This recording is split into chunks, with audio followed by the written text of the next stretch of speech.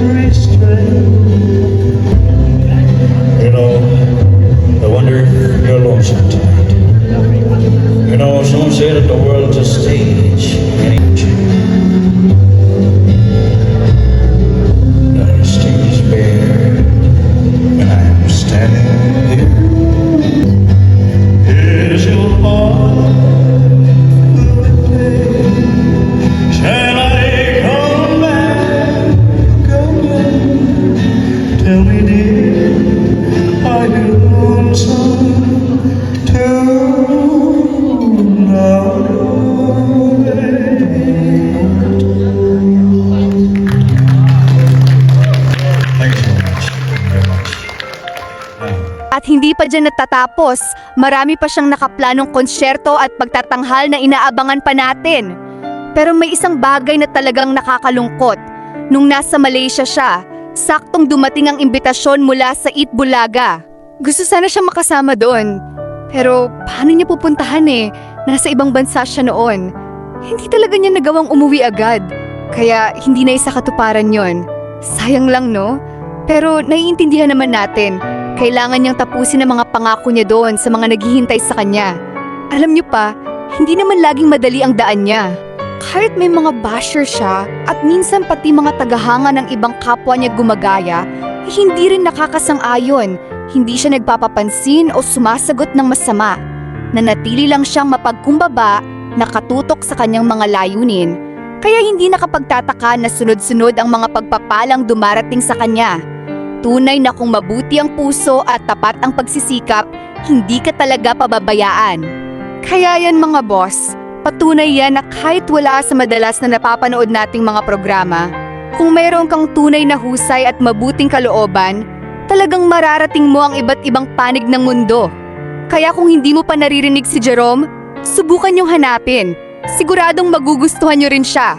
Kung bago ka pa dito sa Kanta Kwento, paki-hit ang like at subscribe bilang suporta sa ating mga talentong Pilipino. Paki-comment din kung taga saan ka para malaman ko kung hanggang saan na umabot ang ating kwento. Maraming salamat mga boss. Hanggang sa muli.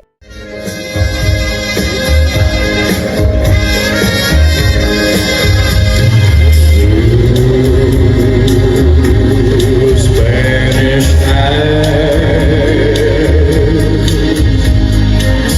drops are falling from your Spanish eyes.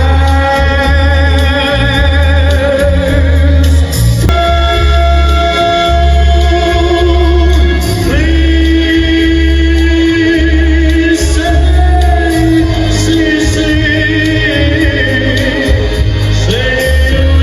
your Spanish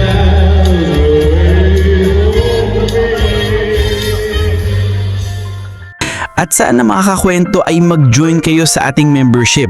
Ito'y 25 pesos lamang upang ma-access nyo ang ating mga special emoji para sa comment section at mga early access sa ating mga content at marami pang iba.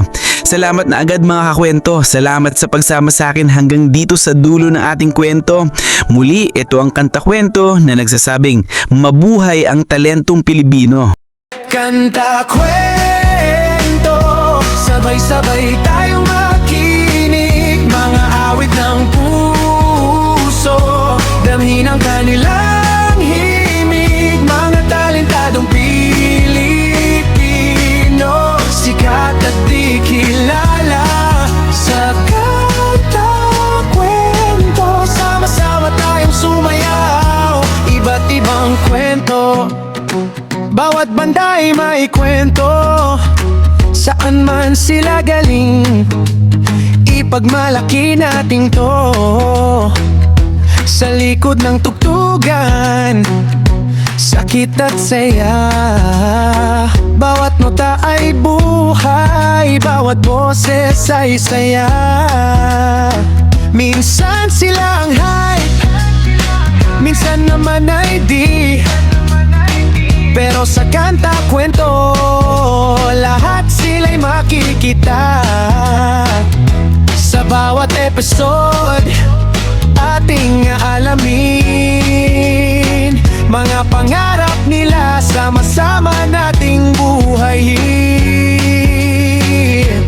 Kanta Kwento, sabay-sabay tayong makinig. Mga awit ng puso, damhin ang kanila